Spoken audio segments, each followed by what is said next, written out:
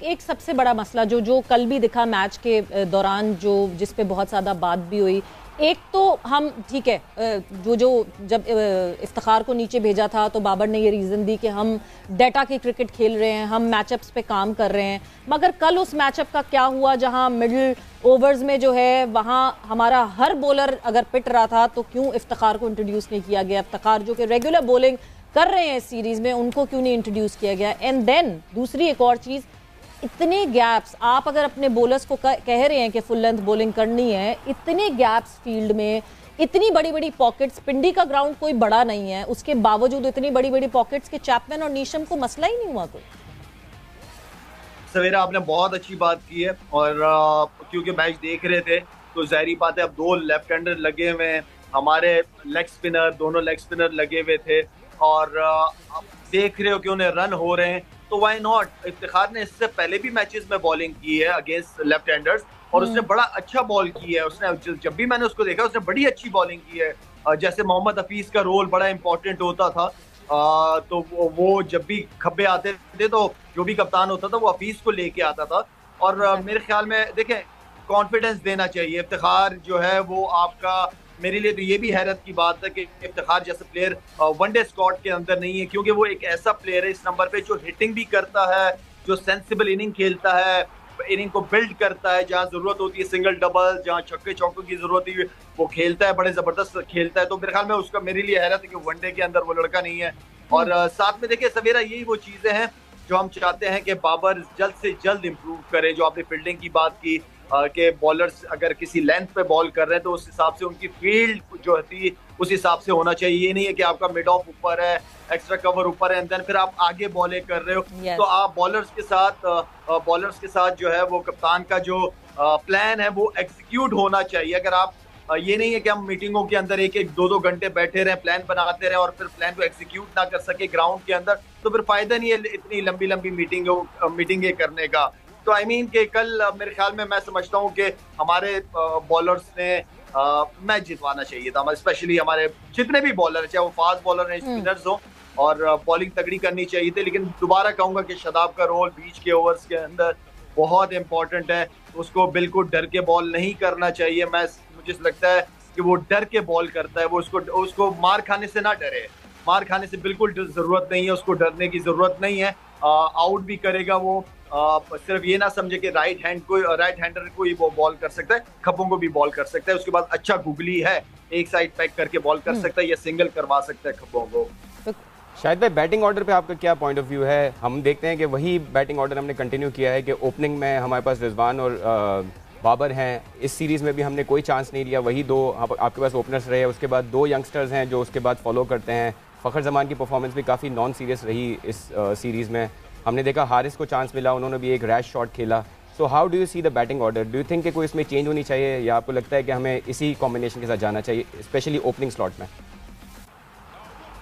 अच्छा, मैं तो खैर शुरू से ही जो है ना वो क्योंकि फ़खर या रिजवान, फ़खर या बाबर, मुझे एक प्लेयर ऐसा होना चाहिए। लेकिन देखें, अगर काफ़ी अरसे से बाबर और इसको देखें रिजवान को, तो बाबर के भी अगर स्ट्राइक रेट चेक करें ये कुछ अरसे से, मेरे ख्याल में, मैं समझता हूँ कि बड़ा इंप्रूव किया उस लड़के ने। रिजवान साथ में होता है। देखिए, इन दो प्लेयरों में से आपको एक प्लेयर चाहिए जो रन करे, और तीसरा नंबर भी तकरीबन ऑलमोस्ट ओपनर ही होता है। 6 ओवर को यूटिलाइज करना होता है जो प्लान होता है। बाकी आपने हारिस की बात की, वो भी आपका एक एग्रेसिव प्लेयर है, लेकिन कल की शॉट तो मुझे बिल्कुल भी समझ नहीं आई, क्योंकि मैंने भी अपने कैरियर के अंदर बड़ी इस तरह की शॉटें मारी हैं। लेकिन आप सवेरा, आप जब सिर्फ जेन्युइन एज अ बैट्समैन खेल रहे हो और ऊपर नंबर पे खेल रहे हो, तो थोड़ा सा मेरे ख्याल में मैच्योरिटी आनी चाहिए कि यार आपका पहला बॉल है, चले आपके पास अगर सामने शॉटें ना हो तो आप इस तरह की शॉट खेल लो तो समझ आती है। आप इतनी अच्छी तगड़ी शॉटें मारते हो मिड ऑन, मिड ऑफ पे, मिड विकेट पे, आप आती ही पहला बॉल आपने एक विकेट गिरी है और आपने इतना बड़ा रिस्क ले लिया। आई मीन कि आप खेलो तो सही ना, कुछ आप बॉले ही खेल लो सीधा एज अ बैट्समैन, क्योंकि आप जेन्युइन बैट्समैन हो, आपको एज अ बैट्समैन खिलाया जा रहा है। तो मेरे ख्याल में ये वो मौके हैं जो कि बैट्समैनों को जाया नहीं करना चाहिए। नो डाउट टैलेंट है, लेकिन टैलेंट को फिर परफॉर्म करके ही दिखाना पड़ेगा। अब जैसे वो नया लड़का था मार्क ने जो बैटिंग की है, नया प्लेयर है, मुझे नहीं पता कि उसने कितने T20 खेले, लेकिन ऐसी इनिंग अगर एक यंग लड़का आके खिलाता है कि मैच ही जितवा दे और सारी जिंदगी उसकी यादगार ये इनिंग हो गई होगी पाकिस्तान की टॉप बॉलिंग के खिलाफ। तो इस तरह क्या हमारे पास नो डाउट टैलेंट है, लेकिन वो टैलेंट को जो है वो मौके भी मिल रहे हैं, तो उस मौके को मिस ना करें, जाया ना करें। मैं हमेशा से कहता हूं कि हमारे नए बच्चों पे ज्यादा से ज्यादा तवज्जो देने की जरूरत है। हमारे नए बच्चे जब कुछ करते नहीं है फिर वही सोच हमारी पुराने प्लेयरों की तरफ चली जाती है, तो इन बच्चों की ग्रूमिंग बहुत इंपॉर्टेंट है। बिल्कुल, और मार्क चैपमैन ने बिल्कुल मौके का भरपूर फायदा उठाया कि नहीं जी मेरे जो मेन लड़के हैं टीम के वो नहीं हैं, वो इस वक्त IPL खेल रहे हैं, मुझे मौका मिला है, why not take a chance और उस मौके का फायदा उठाएं। एंड मतलब ये एक मैच नहीं, इससे पिछले मैच में भी जो है उन्होंने 65 ऑड रन्स बनाए थे, नॉट आउट रहे थे। मगर लाला एक चीज़ और जिस पे कल बात हुई जो कि एक बहुत इंपॉर्टेंट है और हम वक्तन फवक्तन इस पे बात करते हैं, क्या टीम की जीत ज़रूरी है या पर्सनल माइलस्टोन ज़रूरी है। एक बहुत इंपॉर्टेंट कल बात हुई कि आखिरी 3 ओवर्स में शायद पाकिस्तान और चिप इन कर सकता था, हम 210 215 तक के स्कोर तक जा सकते थे, मगर क्योंकि on the line on the grill इस वक्त रिजवान की सेंचुरी थी जिसकी शायद कोशिश पूरी टीम मिलके कर रही थी। इवन इमाद जहां रन बनने की गुंजाइश नहीं थी वहां रन भागने की उन्होंने कोशिश की, बिकॉज रिजवान को स्ट्राइक देना था, रिजवान की सेंचुरी होना जरूरी थी, जो कि आखिर में हुई भी नहीं। और शायद उन 10-15 रन की कमी की वजह से पाकिस्तान ये सीरीज अपने नाप नहीं कर सका। आपको लगता है ये जो पर्सनल माइलस्टोन्स के जो मसला है ये एक बहुत बड़ा मसला है और पाकिस्तान टीम में इसमें प्लेयर्स को अब झंझोड़ देना चाहिए कि पहले team Pakistan and then your personal milestones?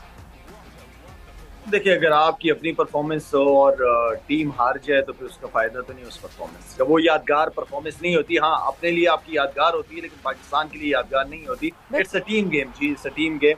और आपको देखें, मैं हमेशा बड़ा रिजवान को बहुत हाईली रेट करता हूँ, और जब वो परफॉर्म नहीं भी कर रहा था, बैट पैच आया था, तब भी मेरे लिए वो मेरा फेवरेट प्लेयर ही था। और मैं समझता हूँ कि मुझे कभी इस तरह की फीलिंग रिजवान से आई नहीं कि वो अपने रंजों के चक्कर में है। वो तो आई डोंट नो कि आप लोगों ने क्या उसको फील किया, लेकिन मेरे ख्याल में जब एक अपॉर्चुनिटी थी कि यार मैं 100 हो सकते हैं, लेकिन 100 का मतलब ये नहीं कि सामने वाला बैट्समैन आपको सिंगल लेके दे और आखिरी ओवर चल रहा हो। तो ऐसे मुझे सवेरा मुझे ये फीलिंग नजर नहीं है कि इस वजह से कहीं उन ओवरों में जो है ना वो रन नहीं हुए।